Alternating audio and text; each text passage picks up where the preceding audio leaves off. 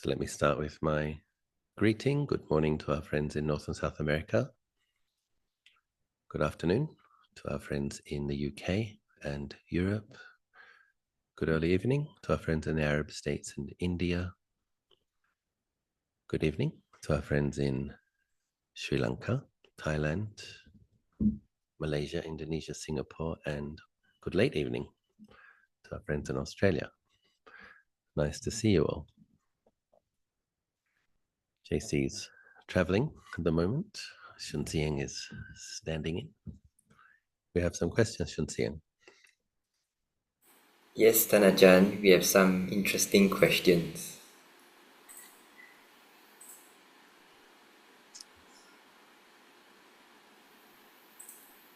Question 1. Dear Ajahn, is it true that some well-practiced monks and nuns can read minds?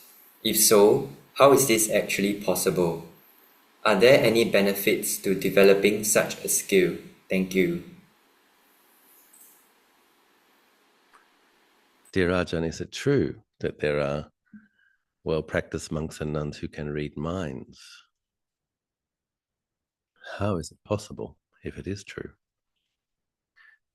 Is there any benefit to cultivating such a skill?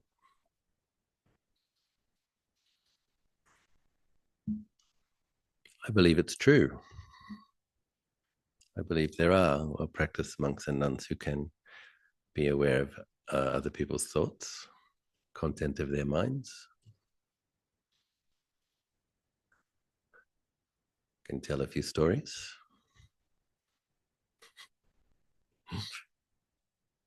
I went to the Emerald Buddha Temple as a one pansa bhikkhu just before going into an area of jungle on the border of Burma, and I made an aspirational prayer at the time. I'd been told that the devas that protect Buddhism sometimes listen in to people's prayers at the Emerald Buddha. And I made an aspiration. I said, I have good teachers, but I'm still rich with suffering. If I would like to be a monk for the remainder of my life, but I'm going to need more help. If there is a master in Thailand who could help me, if I have auspicious karmic connections with somebody, may I meet that practitioner. Then I went off to the jungle. Samnak Song Dao is Wat Nanachat's hermitage on the border of Burma in a large forest area, very remote. I went in 1 month earlier than the group from Wat Nanachat with one friend, Ajahn Sudanto. Ajahn Kalyano was also there. He had come from Wat Mapjan. And Tanajana a nun came into that area of jungle about 3 weeks into my time there. And that was the one time that Ajahn Nun went there. Ajahn Nun back then was about 44, and he climbed the hill and he stayed on a bamboo bed under an umbrella tent on a plateau in the jungle. He came with 5 Thai bhikkhus, and he had made the statement that he would practice with his Thai monks for the first 3 evenings, after which he would speak to the Western monks. So there's an inside sala, we call it, and an outer sala and a lower sala in this large forest area. I was in the outer sala. Lumpur Nun was in the inner sala with his Thai monks. And one of the Thai monks came over to the outer sala, Ajahn Dui, his name was, and he said, Ajahn Achalo has a white and red mind. Ajahn Achalo really likes psychic powers. I'm like, what? He said, Ajahn Sudanto has a white and green mind. Ajahn Chandako has a white and blue mind. I'm like, what? And he said, yeah, Ajahn Nun has had a look at your minds, checking your character types. And I remember feeling like, how could he read my mind without asking my permission? My sense of being a Westerner who has a sense of boundaries and privacy. And then there's the obvious answer to that question is maybe it's not my mind, maybe it's just a mind. And those with eyes for seeing can see. So that was, I didn't even know that I liked psychic powers at the time. Monks with psychic powers. I was so wet behind the ears, young in the training. I didn't know. But when I learned, oh, Ajahn and Nun can look at minds, I was interested. And I asked if I could go and live with Ajahn and Nun for my second pansa. So that's 27 years ago. One of the things that occurred when we were there was a bit of a cold snap. Cold snap in Thailand means, I don't know, got down to 22 degrees or something. And but when it gets less than 23 in Thailand, the Thai people literally turn blue when their skin goes dry because they're used to 90% humidity and 36. So 22 is cold for them. Somebody offered baby oil to Ajahn and little bottles of baby oil to hand out to the monks for their dry, chafing skin. One afternoon at tea time, Ajahn and was walking. He's handing out these bottles of oil, and he was walking towards me, and I just had this thought: I don't like baby oil. I don't like greasy feelings. Ajahn stopped in his tracks, and he did not give me a bottle of baby oil. I admonished myself. I was disappointed in myself. Krubra Ajahn is coming to give you a gift, and you're going to be fussy. The next day, Lumpur Nan called me to his seat, and he handed me a bottle of moisturizer, vitamin E and aloe vera, no greasy feeling.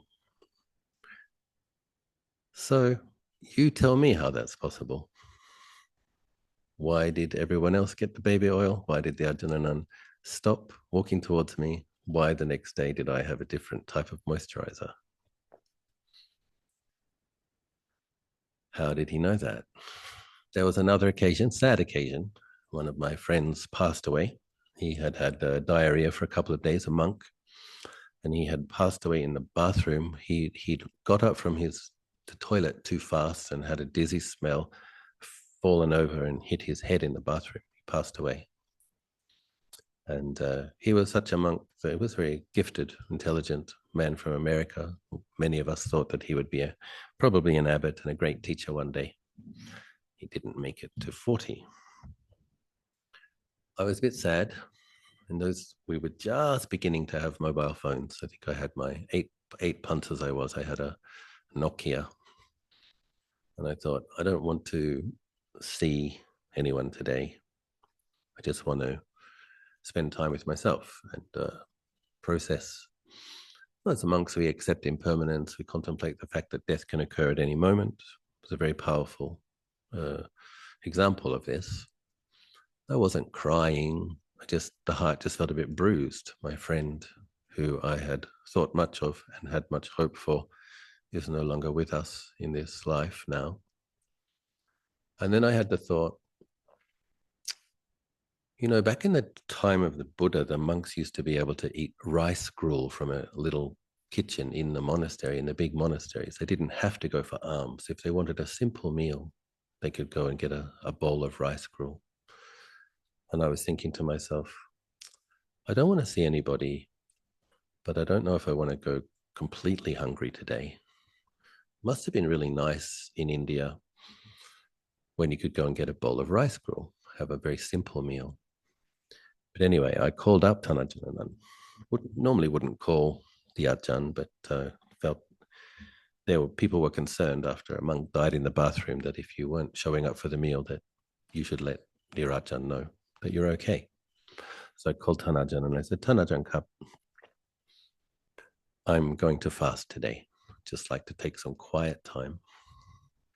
Ajahn answered by saying, really? But would you like a bowl of rice gruel?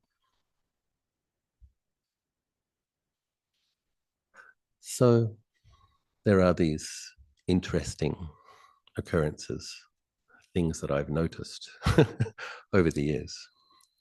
Yes, Tanajan, actually, I wouldn't mind a bowl of rice gruel. And he did arrange that for me very kindly.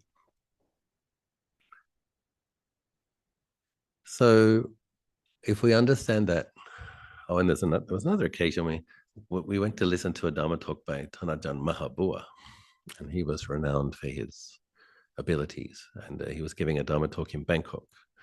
And we went to pay respects. I think there probably would have been about 200 monks, I think. And I was towards the back, being quite junior at the time. And we paid respects. And we understand that we train in understanding that in a moment when you make a potent type of merit, that's a good time to make what we call an adhitan, an aspirational prayer.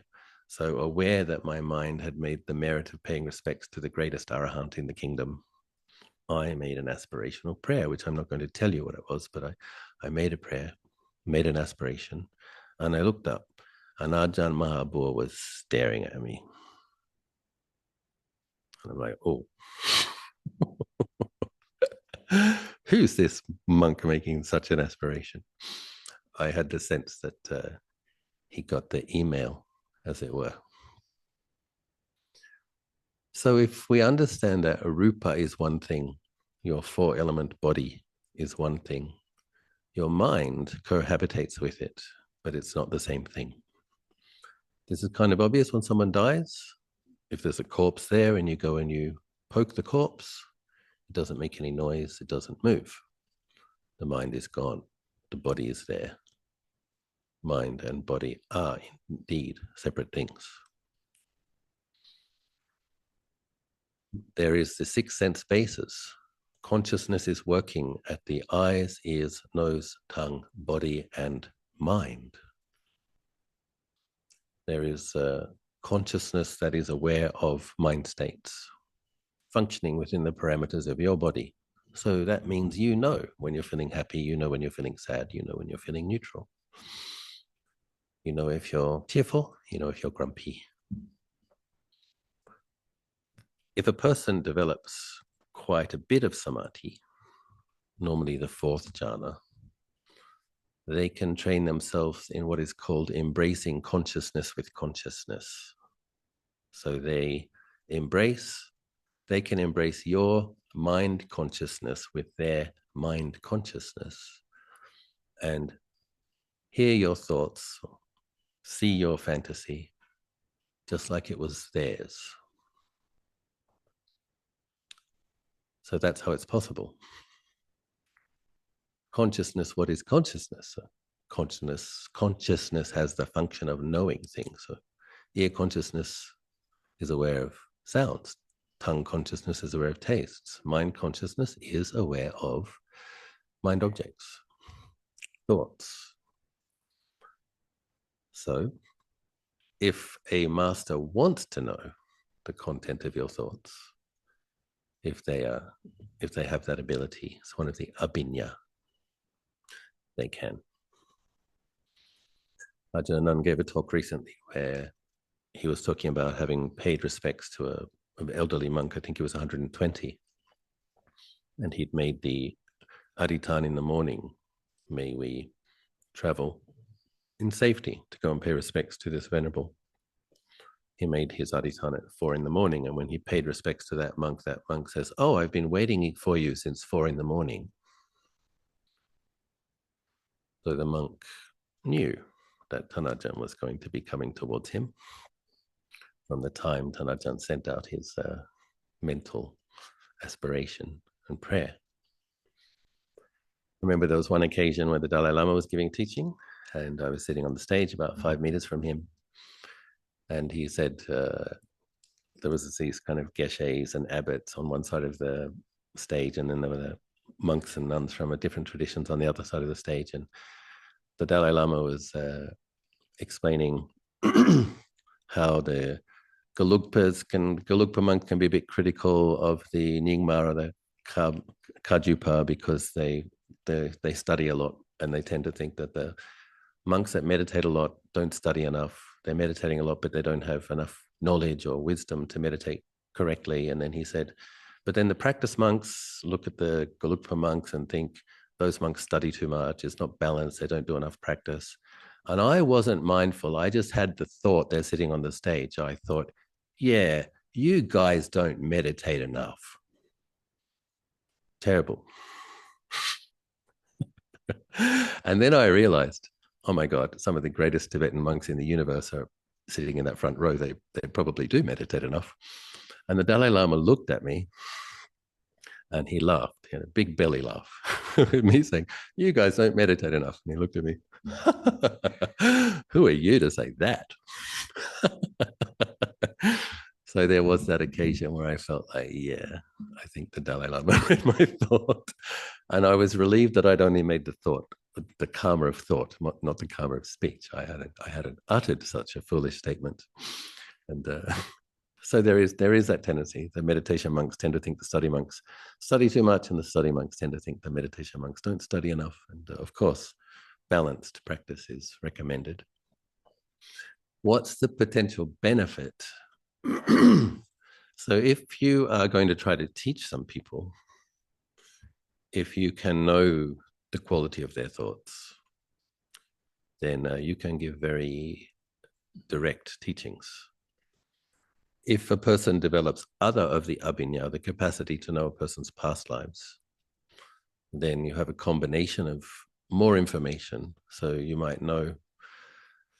So we have the examples in the suttas where there was one monk that could hardly remember anything, and he was teased for being very stupid. But the Buddha could see that he actually had very sharp spiritual faculties, and what he needed was an especially simple teaching, and that he would soon understand the Dhamma. So he gave the monk a white cloth and told him to hold on to that cloth all day. And the monk kind of wiped his hands or wiped his brow, and he simply in noticing that the white cloth became dirty, he had an insight into impermanence and was liberated as an arahant. But the Buddha could see that. The Buddha could see that. For this one, we need to keep it really simple. And he had the most profound liberating insight from the simplest teaching. Other people need, it seems like people who have a lot of thoughts, they need to make it complicated in order to understand it. That's just how some people's minds work. They need to study volumes and volumes of suttas before they understand Buddhism. And other people, all that is of the nature to arise is of the nature to cease. Anya Kondanya became a stream enterer, that one insight. So a well-practiced master will know what kind of a disposition his students have and what the content of their thoughts are. I remember once I was getting a bit annoyed at the as what Mapjan in the old days used to be quite a simple, peaceful monastery, and Tanajan Nun was allowing more and more temporary ordinations. And I respected Tanajan's compassion, Tanajan's metta, deeply respected it. So I didn't dare say anything, but I couldn't help but thinking, I liked the monastery when it was more peaceful externally. I liked it when there was less coming and going. I went to chat with him, Tanajan, one day, and he looked at me and he says, kind of scolded me just for having thoughts about, he says, if I don't ordain these people, who will? This might be their only chance this lifetime between university and before getting a job. And this will have a positive effect on their entire lives. So I hadn't even said anything to him, but he was giving me a bit of a lecture with regards to the content of some of my thoughts. And so, yes, one has the sense that Tanajan, if he wants to know, he does know. I guess there was another occasion with Lumpur Biek. I asked Lumpur Biek if he could please come to my monastery. And he looked disinterested, non-committal. So I'm like, what can I do? I'm going to have to get his interest. So then I told him. He's like, yeah, I'll think about it. Kind of look in the other direction. And then I said, well, Ajahn Biek Cup, once when I was meditating on Vulture's Peak Mountain, I had an image of you. So this is a monk who likes psychic powers and has lots of nimittas. So I tell him I had a nimitta. Ajahn Anand said, the reason I had that nimitta of you was because you've spent a lot of time practicing on top of mountains. And maybe because I was doing a practice similar to how you did, because of the resonance, I had a nimitta of you. After that, he was looking at me. Okay, who's this Western monk having nimittas of me? And he did come. So sometimes we have to use our skillful means, unskillful means, whatever. We use whatever we can. And Ajahn came. So yes, some monks and nuns have these abilities. And if they're used properly, of course, the psychic power that the Buddha respected most was the miracle of teaching. So, but the ability to read a person's mind and have a look at their past lives is going to help a person have that miracle. They're going to know what is the appropriate teaching for this practitioner based on all of the files that they're able to retrieve. Sometimes I used to go to the office. All of the chocolate and cheese, the afternoon allowables were in the Ajahns office in the old days. And sometimes I would fast in the morning to have a quiet morning, but then I was hungry in the afternoon. Sometimes I went to the office to talk to Ajahn. Sometimes I just wanted a piece of chocolate. And I'd walk in the door and he'd look at me and he says, have a piece of chocolate. Ajahn. Or sometimes he would look at me and see that I wanted chocolate and cheese and he wouldn't say anything. He wouldn't indulge my greed. He ignored me. So he has metta and he also has equanimity. So, yes, enough stories. Next question. Sadhu, thank you for sharing.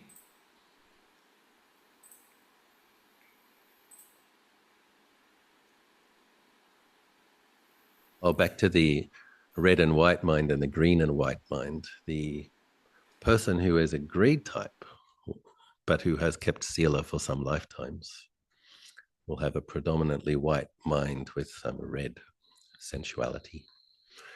The aversion type, who's kept sila for some lifetimes, will have predominantly white mind with some green. So I wasn't terribly surprised to discover that I was a greed type, but that was a long time ago. Cup.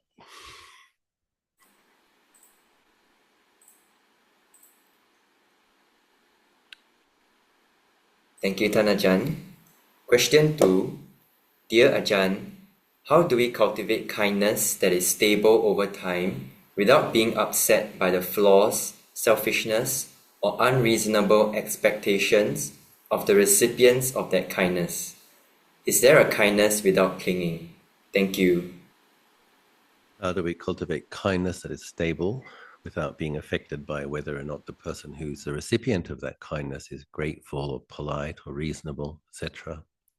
Is there kindness without clinging? So I think in general, when we begin to practice our dana and our metta, it's good to choose objects of people who are likable, easy to help, and grateful when we help them. I think it's good to start with the training wheels, baby steps, get used to that happy feeling that comes from being kind, being generous, and seeing that benefits people and that they appreciate it. So I think it's in the beginning, it's good to start that way. As we develop our understanding of the law of karma, then we actually understand that when we give something to somebody, we're lessening our attachment, we're lessening our greed. So in the act of giving something, we're helping ourselves, whether the person appreciates it or not. If we're giving up something with a good intention, helping somebody, then we've benefited ourselves. And similarly, if the person appreciates it or not, if we give to enough people in the future, if we need anything, people will help us. So when we give to others, whether they appreciate it or not, it's an investment in our own future abundance, our own future opportunities. And being a abbot of a monastery and a teacher, I get a lot of opportunity to contemplate these things. Sometimes some of the monks who are the biggest recipients of the most generosity stay for many years, may have the least gratitude, and when they leave, only say negative things. It happens. But and most abbots will have to experience that. Most abbots will have to experience that a percentage of monks are not very grateful. That's the way it is. Then there are those who are lovely and generous and helpful and say nice things about you. Fortunately, there are more of those than the not so nice ones. But one of the ways I contemplate as an abbot is when I know, because an Anandagiri monastery started as cornfields. So I know that I've been involved in creating roads, creating water systems, creating electricity, creating kutis, even the forest. I know how much work that was. And most people who haven't been abbots or founding abbots or supervised a large building project, part of the reason they don't understand how much work it is because they haven't done it yet. It's like, if you haven't done it, you don't know. If you turn up later when most of the things are built, you don't know what it was like to have to build all that stuff, supervise it, liaise, the phone calls, the emails, the checking the projects, all of that stuff. Many hours of service.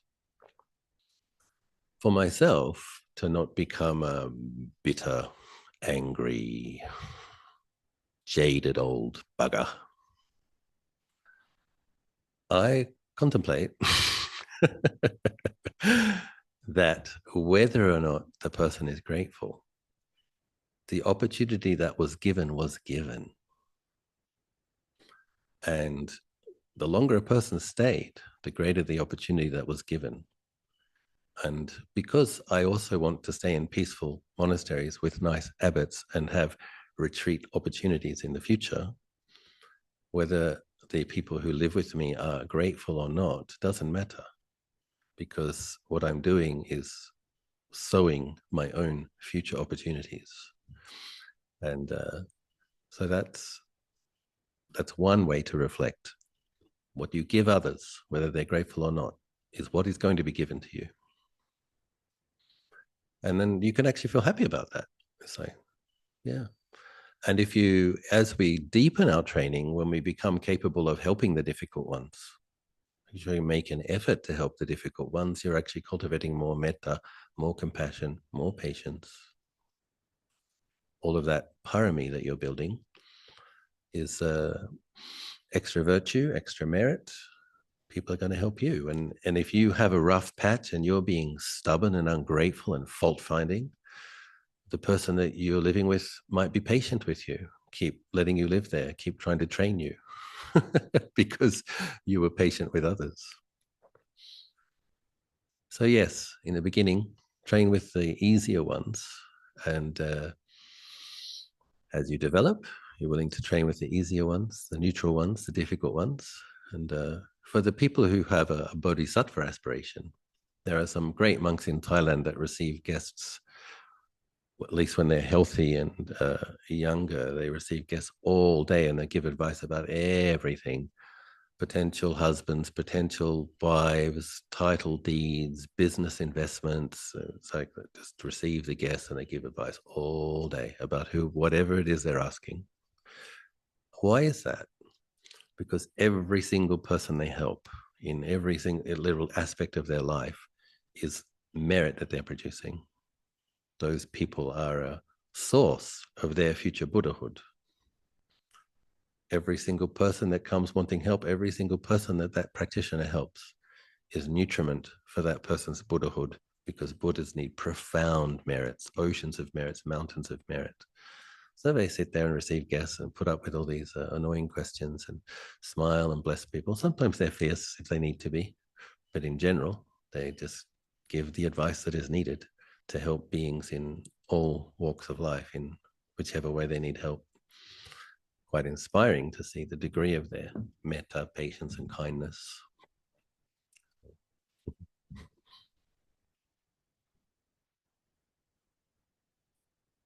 Thank you, Ajahn.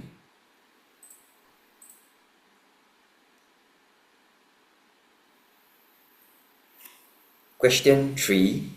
Dear Ajahn, if a butcher is doomed to have a negative rebirth because of the lives that they have been involved in taking, would a cook or a chef have the same negative rebirth due to the beings' lives that they have tangentially involved in taking as well? Thank you. The way we understand this, the person who kills the animal to turn it into food is the person making the heaviest karma, ending the life of that being, reducing the lifespan of that being. And I think an important thing to understand is that beings want to live, and so when they're being killed, they experience trauma, anxiety, fear, and there's a lot of pain in their minds. They're being separated from the loved, their life. And I remember when I was living with Ajahn Kalyano, there was a cattle farm alongside the monastery, and they used to take away the baby cows to turn them into veal. And the mother cows used to cry all day and all night for about 3 days. And so there's not just the karma of killing the animal. If the animal had a mother, the mother is also grieving. And yes, the person is killing it because it's a livelihood. They're going to be able to sell it. They're going to get some money. There is that. But the person who actually kills the being and causes a separation from the loved is making really heavy karma. And the karma that a person makes by going and buying at the supermarket or at the butcher, it's not great karma, but it's nowhere near as heavy. So it is true that if people didn't eat meat, people wouldn't kill the animals. It is true. But it is also interesting that Lord Buddha did not require his monks to be vegetarian. So Lord Buddha required his monks to take what is given. So for a lot of rural people, poor people in the countryside who traditionally have supported monks, they kind of, Northeast Thailand, for example, people weren't very well nourished, even eating meat. There was before modern fertilizers and irrigation, any source of protein was fair game for them, including insects. And so the Buddha laid down the rule that the monks should be content with what they're given. If a family has had to kill a chicken or catch some fish to feed the kids, and then they offer a portion of that to the monks, that was okay. But he did make it clear that if the monk knew an animal had been killed for them, somebody had specifically killed an animal for the meal of the monk, we're not allowed to eat that. And so it has to be kind of somewhat removed from the chain of conditions. So I guess as a principle, middle way principle would be to be moderate in one's consumption. If you want to be vegetarian, that's noble, praiseworthy. And but the Buddha didn't require it. Luang Por Chah didn't require it. And I think it was one of the emperors of China that decided that the monks in the kingdom should be vegetarian. It was actually one of the things that Devadatta, when he was dividing the Sangha, Devadatta presented himself as being better than the Buddha by requiring that the monks be vegetarian. Lord Buddha, with his awareness of what kind of conditions would help the sasana to endure for as long a time as possible and cause as much benefit as possible, part of that was making the monks easy to take care of. So if we were getting a portion of what a family was eating without being fussy, that was the appropriate standard. So I think in general, if we try to keep it moderate, and traditionally in Thai curries, there's not big chunks of meat. There's like little slivers of meat in with curry sauce and other veggies and quite a bit of rice. So it's a bit of a middle way, moderate sense of portions. But I'm sure there is some karma in the act of eating meat. But there's even with vegetarian food, a lot of insects are killed, a lot of earthworms. There's a lot of part of living in this conditioned, unsatisfactory realm. When we are alive, there is a negative effect on other beings. If we live a skillful life, there's also a positive effect on other beings.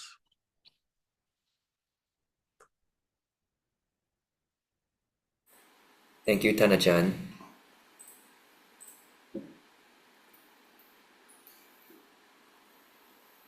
Question 4.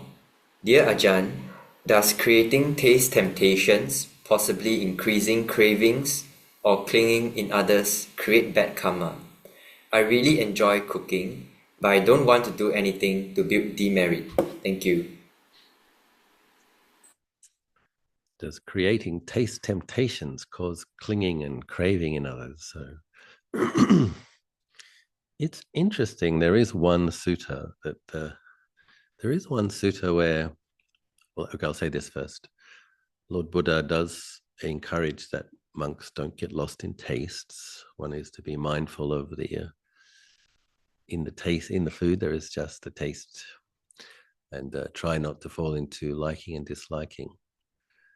But there is one sutta where a lay supporter offered delicious food to the monks, and many of those monks became enlightened. So there was, it's one of the monks' favorite suttas. Because we can eat the occasional delicious meal and it doesn't preclude liberation. So do you know which one that one is, which sutra it is? Yeah, we have to ask Metia Malaysia. So yes, I think it's a matter of middle way. So if you're mass producing food and you decide to add as many addictive substances as possible to make it delicious and addictive, knowing that it's bad for people's health, that's bad karma, right? But if you're cooking serious, heavy bad karma, and unfortunately there are corporations that do that.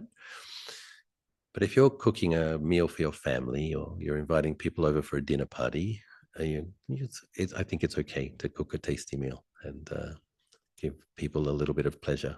It's probably not too serious karma. We have a lady in the village who makes fabulous cakes. You wouldn't believe that little old Ban Gang Ngoi has a gourmet gâteau chef. She's she's great, but I try to limit it to twice a month. So we don't have a fabulous cake every day. We have a piece of fabulous cake twice a month. And also birthdays. If a monk is having a birthday, there might be a bit more cake on that day.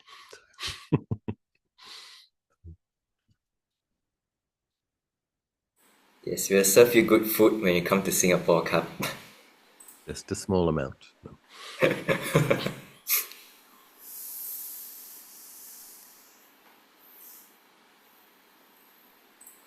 Question 5. Dear Ajahn, clinging and desire cause rebirth. Would artists of paintings and musical artists that cause many people to have craving and clinging to their work have a negative rebirth and increase demerit? Thank you. Do musicians and artists who create beautiful music, or do they are they involved in causing others to create demerit? So I think again it's a scale, isn't it? So if you think of some of the great composers of Europe that made these classical, or you think of the Gregorian chants and things like this, some of this kind of more serene, heavenly spectrum of music that probably doesn't give rise to negative karma in people's minds, probably helps people, if they listen to it, to brighten their mind if they're not trained meditators. And similar with paintings, like probably people go into the Sistine Chapel, or people go into the beautiful temples of Bhutan and look at these lovely sky blue and these meditation deities and these fluffy clouds and these beautiful peonies and these wonderful lotuses, and just feel almost like you're in heaven. It's so that's not making bad karma. That might even make good karma if the music that a person produces and the images that a person helps create are ones that uplift the mind.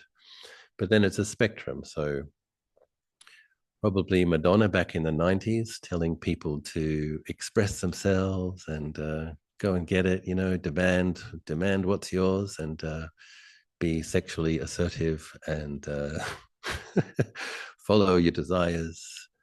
She might not have made such great karma doing that globally on thousands of stages with audiences of 50,000 people. So it's, I don't know, but she might not have. Yeah, so what do people who are involved in creating violent images, erotic images, things that agitate the mind, and then distribute that large scale, they are creating some difficult karma for themselves. So yeah, but again, it's moderation. I also currently painting a peony and some magnolias. Probably won't stimulate any unwholesome thoughts in anybody. I hope. And find it quite relaxing, peaceful to paint some of these traditional painting. And you see this in Chinese Buddhist art quite often. I remember visiting Wutai and noticing in the eaves peonies, bamboo, lotuses, all the things I like to paint. And, may have painted these things in the past. I think we'll call it a day there, Shinxian. Okay, thank you, Ajahn.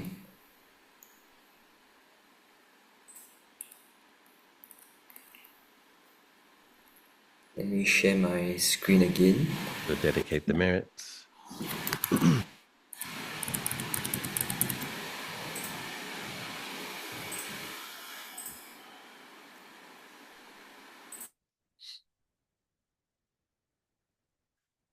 Through the goodness that arises from my practice, may my spiritual teachers and guides of great virtue, my mother, my father, and my relatives, the sun and the moon, and all virtuous leaders of the world, may the highest gods and evil forces, celestial beings, guardian spirits of the earth, and the Lord of death, may those who are friendly, indifferent, or hostile, may all beings receive the blessings of my life. May they soon attain the threefold bliss and realize the deathless through the goodness that arises from my practice. And through this act of sharing, may all desires and attachments quickly cease, and all harmful states of mind, until I realize Nibbana in every kind of birth. May I have an upright mind with mindfulness and wisdom, austerity and vigor.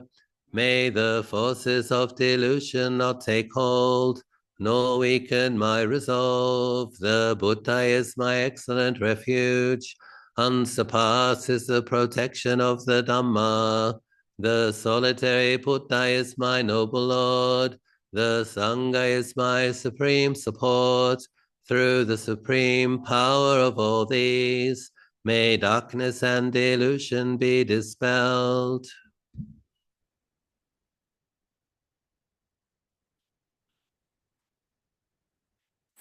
Thank you so much for your time, Ajahn. Anumodana for your practice. Happy to encourage you. Shall we all pay our respects to Ajahn? 3 bows together. Bow.